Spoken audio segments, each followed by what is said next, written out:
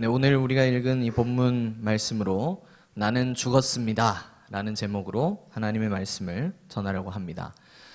여러분 혹시 예전에 개봉했던 영화 가운데 쇼생크 탈출이라는 영화가 있습니다. 혹시 들어본 적 있으십니까?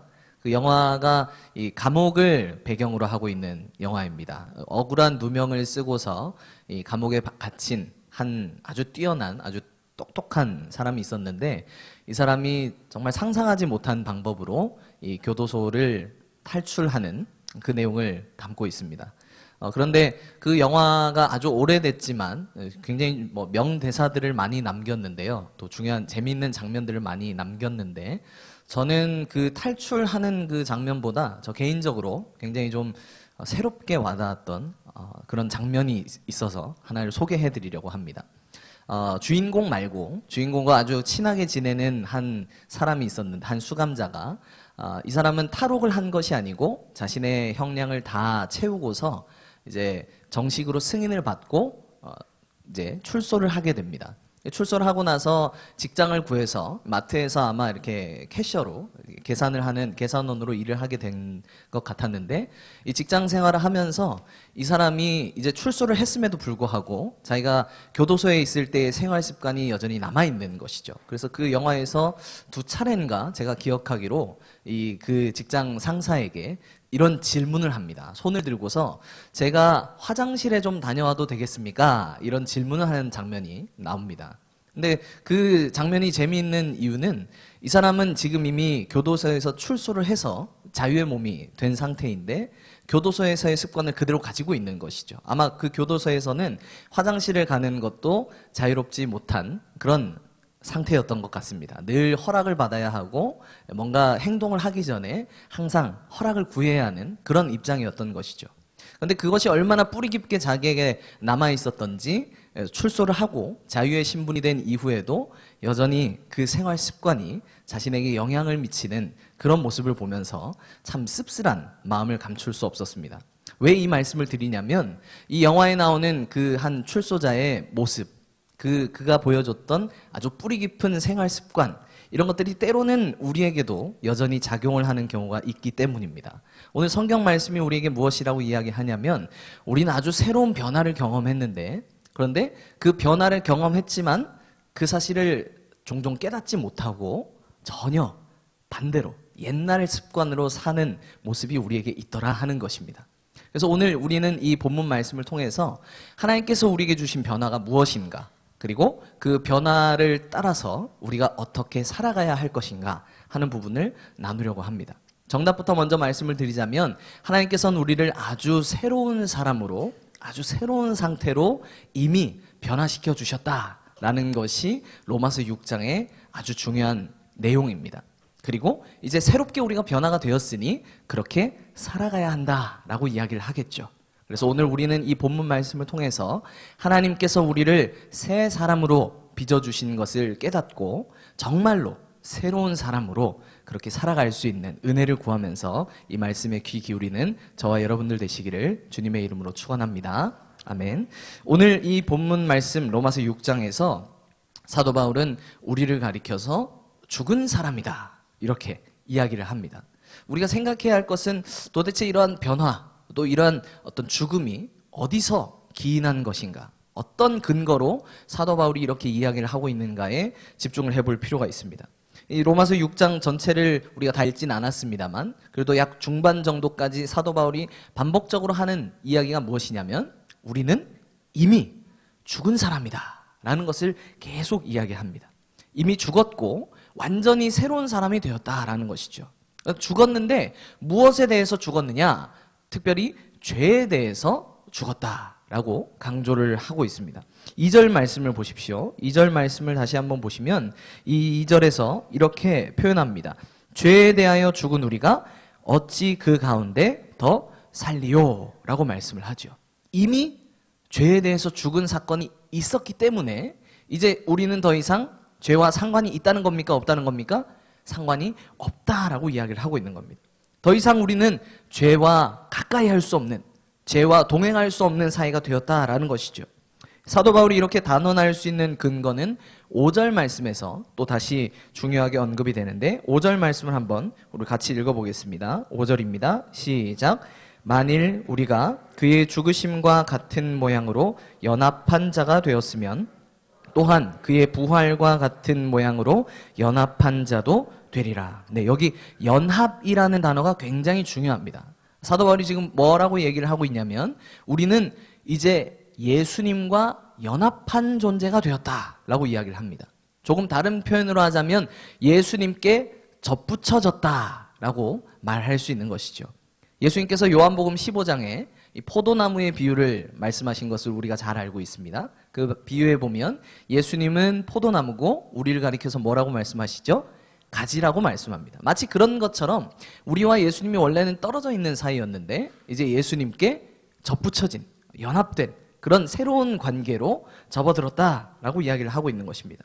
그래서 우리는 예수님과 연합한 존재가 되었기 때문에 예수님이 십자가에 죽으시고 부활하신 것처럼 마치 우리도 그렇게 죄에 대해서 죽었고 새로운 사람이 되었다라고 사도 바울이 강조하고 있는 것이죠. 이러한 사실이 사도 바울이 기록한 여러 바울 서신에서 반복적으로 드러납니다. 우리가 잘 알고 있는 고린도 후서 5장에서는 이러한 우리의 변화를 가리켜서 새로운 피조물이다 이렇게 말을 하고요.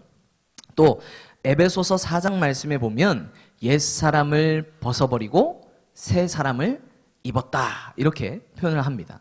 원문을 조금 새롭게 번역을 우리가 같이 한번 읽어보려고 하는데 한번 띄워주시고요.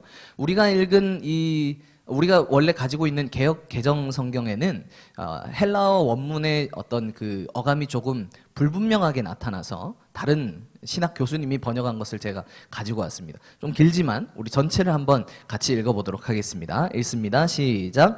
여러분은 과거의 생활 방식대로 거짓에서 비롯된 욕망을 따라 살다가 썩어 없어질 옛 사람을 벗어버렸으며 마음에 계시는 성령으로 새롭게 되고 있으며 하나님을 따라 참된 의와 거룩함으로 창조된 새 사람을 입었습니다. 네, 잠시 띄워놔 주시고요. 여기서 중요한 것이 22절과 24절 맨 끝에 있는 이 단어 표현입니다. 이미 벗어버렸고 새 사람을 어떻게 했다라고 합니까? 입었다라고 과거형으로 표시하고 있습니다. 개역 개정에서는 새 사람을 입으라 이렇게 마치 앞으로 해야 될 일처럼 번역이 되어 있는데 원래 헬라어의 이 시제는 과거형이라고 합니다. 이미 새 사람을 입었다라는 거죠. 그러니까 이미 일어난 변화임을 굉장히 강조하고 있습니다. 우리는 옛 사람을 어떻게 했습니까? 벗어버렸고요. 벗어 던졌고 이것도 과거에 일어난 사건일 뿐만 아니라 이제 새 사람을 입은 것도 과거에 이미 하나님께서 우리에게 주신 놀라운 은혜요 사건이다. 이렇게 사도 바울이 강조하고 있는 것이죠. 이것이 우리가 믿어야 할 굉장히 중요한 내용입니다. 네, 이제 내려주셔도 됩니다. 왜 이것이 중요하냐면 우리는 종종 이 성경 말씀들을 오해하는 경우가 있습니다. 그래서 새 사람을 입으라 이렇게 하니까 하나님이 아직 새 사람을 안 주셨고 내가 자꾸 뭔가 노력해서 새 사람을 입어야 될 것처럼 생각을 하는 경우가 많더라는 것이죠. 그래서 우린 늘 불안해합니다. 언제쯤이면 그런 새 사람을 입는 은혜가 나에게 주어질까? 사실은 이미 이것이 우리에게 과거에 주어진 사건이라고 성경이 분명하게 말씀하고 있음에도 불구하고 이 사실을 모르니까 자꾸 불안해하는 거죠. 뭔가 내가 이 새 사람을 쟁취해야 될 것 같고 얻어내야 될 것 같고 나의 노력으로 새로운 피조물이 되어야 할 것 같은 그런 부담감을 자꾸 느끼더라라는 것입니다. 그러나 성경은 정반대로 이야기하고 있습니다. 우리의 감각과 우리의 경험과 정반대됩니다. 성경은 우리에게 무엇이라고 말씀하고 있습니까? 우리가 이미 새로운 피조물이 되었다라고 말씀하고 있습니다. 옛 사람을 벗었고 새 사람을 입었다라고 말씀하고 있습니다. 더 이상 죄에 대해서 관계하고 있는 사람이 아니라 죄에 대해서 죽은 새로운 사람이 되었다라고 말씀하고 있는 것이죠. 이것이 하나님께서 우리에게 주시는 분명한 말씀입니다. 문제는 이것이 우리의 감각과 경험과 상반되는 것처럼 보이기 때문에 일어납니다. 성경 분명히 우리를 가리켜서 새 피조물이 되었다라고 말씀을 하는데 새로운 사람을 입었다라고 말씀을 하는데 심지어 다른 곳에서는 그리스도로 옷 입었다라고 말씀을 하는데 그것이 나에게 여전히 좀 멀게 느껴지는 거죠. 그래서 자꾸 우리는 어떻게 합니까? 의심하고 불안해하고 두려워합니다. 그러나 이 말씀을 읽으면서 우리가 가져야 할 자세는 하나님이 말씀하신 그것을 있는 그대로 받아들이는 태도입니다. 아멘이십니까, 여러분? 하나님께서 정말로 그렇게 나에게 과거에 이미 그런 은혜를 주셨다는 것을 믿고 받아들이는 것이 1차적으로 우리에게 필요한 자세입니다. 내 경험이 아무리 나를 가리켜서 도대체 새로운 피조물이 아닌 것처럼 느껴지게 만들지라도 우리는 어떻게 해야 합니까? 하나님이 나에게 이미 주셨다라고 성경이 분명하게 선언하고 있는 그 은혜를 믿어야 합니다. 이것이 우리가 첫 번째로 이 말씀을 대할 때에 가져야 할 자세입니다. 그 예로서 사도 바울이 하나를 더 제시합니다. 그것이 무엇이냐면 세례입니다. 세례. 우리가 예수님과 연합했다라는 것을 분명하게 가르쳐주기 위해서 사도 바울이 가져오고 있는 중요한 성례적인 포인트가 세례입니다. 이 세례를 가져오면서 사도 바울은 무엇이라고 이야기를 하냐면 우리가 세례받은 것은 옛사람을 벗고 새사람을 입은 중요한 표, 사인이라고 이야기하고 있는 것이죠. 이 말은 세례 자체에 어떤 대단한 능력이 있다는 얘기를 하는 것이 아닙니다. 세례의 어떤 마술적인 능력이 거기 숨어 있어서 우리가 세례받는 순간에 그러한 변화가 기적적으로 탁 일어난다 이런 얘기를 하는 것이 아닙니다. 그것이 아니라 우리가 세례를 받을 때에 또 예수님과 연합할 때에 우리가 예수님의 죽으심과 부활하심에 참여하게 된다라는 것이 성경이 말씀해주고 있는 아주 중요한 내용입니다. 그래서 정말로 우리가 세례를 받고 또 예수님과 연합했다면 우리는 확신할 수 있다는 것이죠.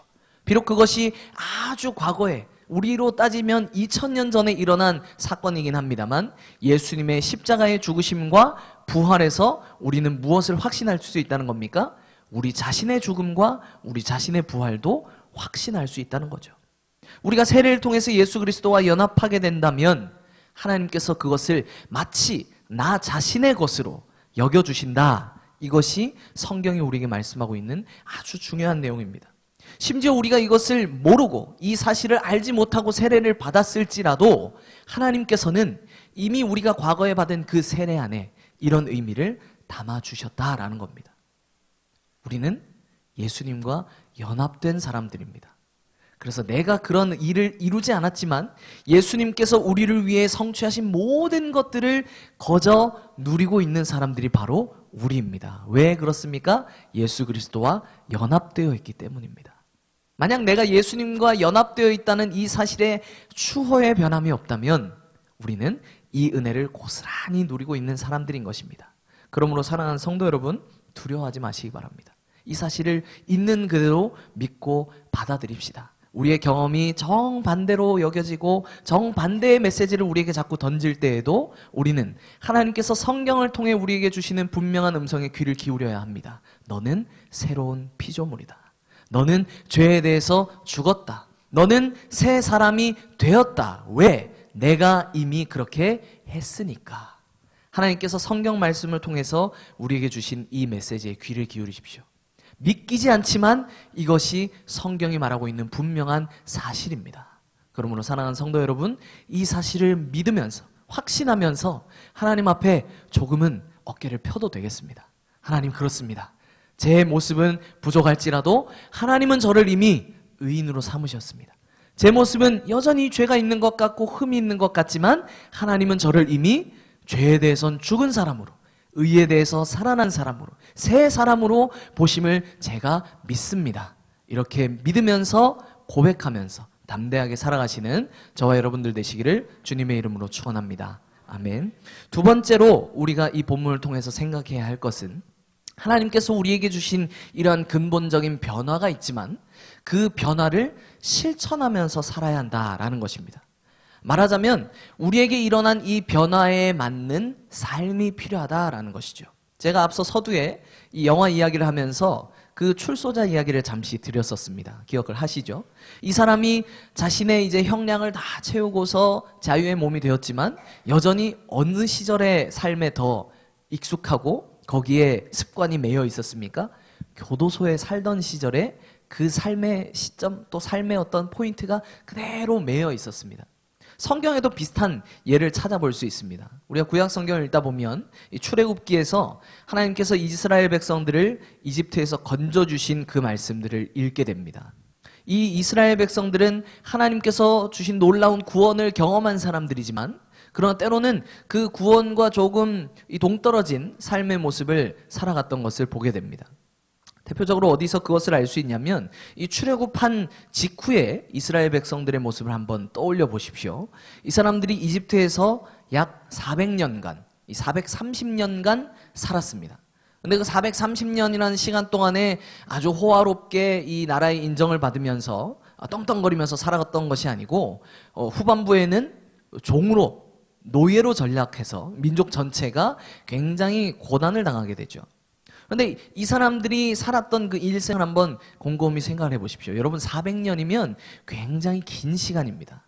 우리가 400년을 채우지 못하고 죽습니다. 그렇죠? 그러니까 400년이나 이스라엘 백성들이 그곳에 있었다는 말은 이 사람들이 이집트에서 태어나고 이집트의 공기를 마시고 이집트에서 생성된 그죠? 산출된 농작물을 먹고 거기서 죽을 때까지 살았다라는 이야기입니다. 태어날 때부터 죽을 때까지 모든 것이 이집트 사람들의 영향을 받습니다. 이집트의 사회, 문화, 종교 모든 영역에서 이 사람들은 이미 피는 이스라엘 사람인데 생활 방식은 어느 나라 사람이라고 해도 과언이 아닐까요? 이집트 사람이었다고 해도 과언이 아닙니다.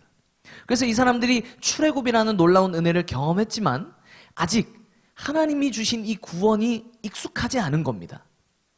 그래서 나중에 광야에서 우상을 만들기도 하고요. 하나님의 말씀에 불순종하는 모습을 아주 자주 보여주는 이유가 저는 거기에 있다라고 봅니다. 그래서 하나님께서는 이 수준 낮은, 이렇게 표현해서 좀 죄송합니다. 이 수준 낮은 이스라엘 백성들을 걸음마부터 가르치기 위한 계획을 세우시고 그들을 이끄십니다. 그게 무엇이냐면 이 사람들에게 완전히 새로운 삶의 방식을 연습시키는 겁니다. 여러분 구약의 율법을 읽으면서 도대체 왜 이렇게 장황한 이야기가 성경에 기록되어 있나라고 생각해 보신 적이 없습니까? 저는 신앙생활 하고서 혼자 성경을 이렇게 창세기부터 읽어나가면서 굉장히 그 부분 때문에 곤욕스러웠습니다. 도대체 나랑 아무 상관없어 보이는 이 율법들이 왜 이렇게 길게 기록이 되어 있을까? 출애굽기의 절반이 율법입니다. 법을 주시고 어떤 계명이 나와 있고 뭐 성막을 만들고 예배는 이렇게 드려야 되고 이런 얘기가 나오죠. 끝난 줄 알았는데 레위기 가면 또 어떻습니까? 레위기는 한 책 전체가 율법입니다. 하나님 도대체 왜 이렇게 세부적인 규정들을 주셨을까? 저는 그게 처음에는 굉장히 이해가 되지 않았습니다. 근데 나중에 시간이 지나고 보니까 이것이 이 수준 낮은 이스라엘 백성들을 정말 처음부터 가르치시는 하나님의 은혜였고 또 배려였구나라는 사실을 깨닫게 됐습니다. 여러분 한번 생각해 보십시오. 태어날 때부터 죽을 때까지 이집트의 영향을 받았던 사람들이 광야에 딱 구출되어서 또는 가나안 땅에 딱 들어가서 하나님이 이제 자유롭게 살아라 너희 자유다 이렇게 얘기를 하시고 그대로 놔두셨다고 한번 생각해 보십시오. 그러면 어느 나라의 방식대로 살았겠습니까? 이집트의 방식대로 살았겠죠. 이집트의 방식대로 예배하고 이집트의 방식대로 생각하고 이집트의 방식대로 이웃을 대하고 이집트의 방식대로 죄를 지었을 겁니다. 하나님께서는 그 일을 막으시기 위해서 완전히 새로운 삶의 방식을 가르치시고 연습시키십니다. 이 갭을 아시겠습니까? 이들은 이미 구원을 받았는데 그 구원받은 삶의 방식에 적응하지 못한 겁니다. 꼭 누구 같을까요? 우리 같습니다. 하나님이 우리를 구원하셨습니다. 이 사실에 대해서는 추후의 변함이 없습니다. 앞서 말씀드렸던 것처럼 하나님은 우리를 이미 죄에 대해서는 죽은 자로 또 새로운 사람으로 불러주셨고 변화시켜 주셨습니다. 그런데 하나님의 그 은혜가 문제가 있는 것이 아니고 변화된 신분에 아직까지 적응 못한 누가 있습니까? 내가 있더라라는 것입니다.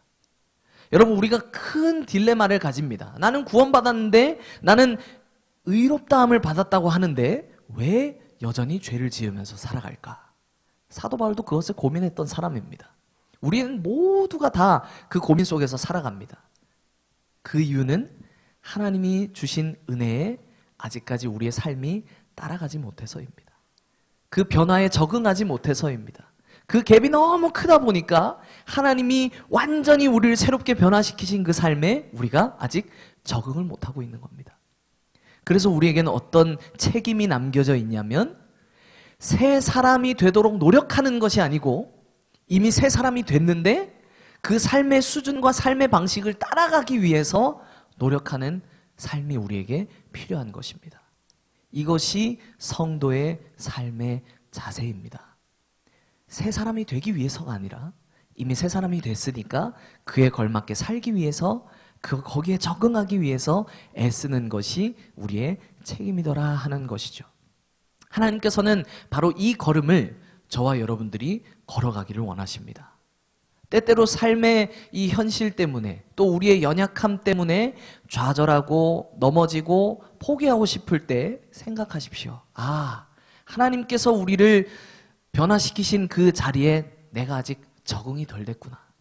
내가 아직 여기에 익숙하지 않아서 이러한 삶의 방식과 삶의 패턴이 익숙하지 않아서 여전히 옛날의 그 영향이 조금씩 나오는 거구나. 내가 더 그 새로운 삶에 익숙해지기 위해서 애를 써야겠구나.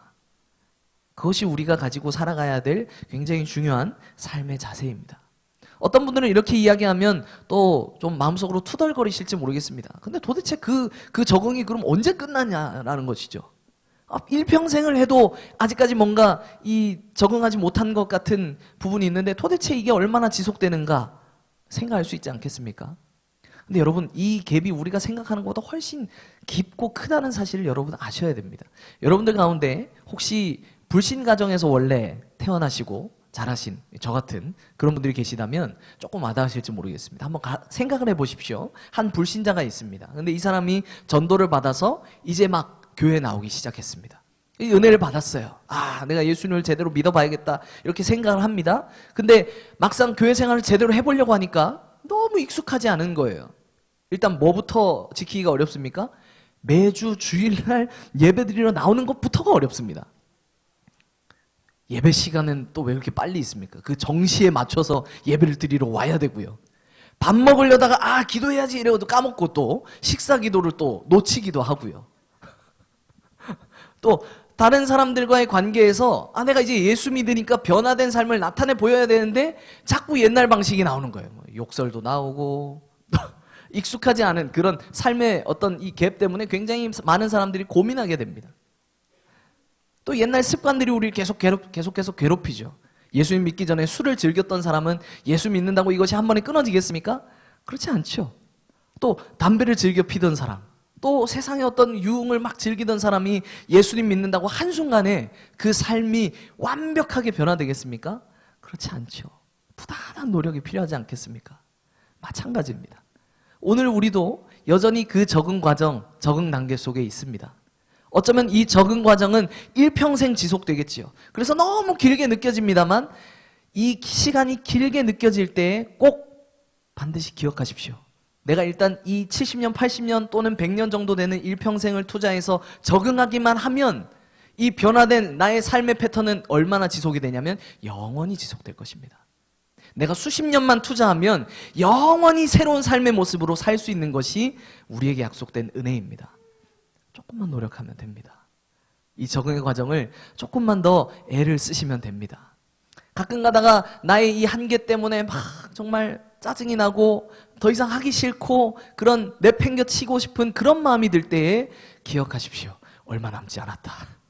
얼마 남지 않았습니다. 우리가 조금만 더 가면 하나님께서 약속하신 그 고지에 다다르게 될 것입니다. 그러므로 사랑하는 성도 여러분, 하나님께서 일으켜 가시는 이 변화를 즐기십시오. 지금 당장 내 눈에 아주 띄게 변화가 일어나지 않을지라도, 내 수준이 당장 막 크게 아주 잘하는 것처럼 보이지 않을지라도, 한 10년 전과 비교해 봤을 때도 별로 안 잘한 것처럼 느껴질지라도, 그러나 하나님은 여전히 내 안에서 이 일을 계속하고 계시다 라는 사실을 기억하면서 위로를 얻으시기 바랍니다. 우리에게 눈을 둘 것이 아니라 우리에게 이 변화, 이 적응을 이끌어내시는 성령님을 바라보십시오. 나의 힘으로는 안 되는 것 같지만 성령께서는 이미 내 안에 그 역사를 하고 계십니다. 내가 체험하지 못하고 체감하지 못할 뿐 성령은 이미 내 안에서 그 일을 쉬지 않고 지금까지 해오고 계십니다. 그러므로 우리는 그 성령님을 의지하면서 이 길을, 이 적응 과정을 기쁘게 걸어갈 수 있기를 바랍니다. 말씀을 정리하겠습니다. 사랑하는 성도 여러분, 하나님께서는 오늘 이 사도 바울을 통해서, 이 로마서의 말씀을 통해서 우리가 이미 죄에 대해서 죽은 사람이다 라고 분명하게 단언하십니다. 과거와 단절되었습니다. 우리가 과거에 어떻게 살았든지, 우리가 예수님을 믿기 전에 어떤 삶을 살았든지, 어떤 연약함과 어떤 죄를 가지고 있었든지 일단 예수 그리스도와 연합되었다면 우리에겐 이제 이 근본적인 변화가 일어났습니다. 그 변화가 너무 극적이고 너무 속도가 빨라서 우리의 삶이 아직 따라가지 못하고 있을 뿐 하나님은 우리 안에 이미 이 일을 이루셨습니다. 그러므로 사랑하는 성도 여러분, 그 길을 기쁘게 걸어갑시다. 우리의 연약함이 우리의 눈에 자꾸 들어올 때마다 생각하십시오. 나는 죄에 대해서 죽었다. 나는 죄에 대해서 죽었다. 과거의 나와 오늘의 나는 전혀 다른 사람이다. 하나님은 내 안에 새 일을 이루고 계신다. 이것을 기대하면서, 기억하면서 하나님 앞에 살아가시길 바랍니다. 또 오늘 하루를 살아갈 때, 이번 한 주를 살아갈 때 여전히 우리에게 이 죄의 유혹이 다가올 때 선포하십시오. 나 자신을 향해서 나는 죄에 대해서 어떤 사람입니까? 죽은 사람이다. 나는 이미 죽었습니다. 하나님은 나를 변화시키셨고 지금도 변화시키고 계십니다. 나는 앞으로 더욱 변화될 것입니다. 나는 그렇게 살기 원합니다. 그렇게 기도하면서 하나님 앞에 살아가시는 저와 여러분들 되시기를 주님의 이름으로 축원합니다. 아멘.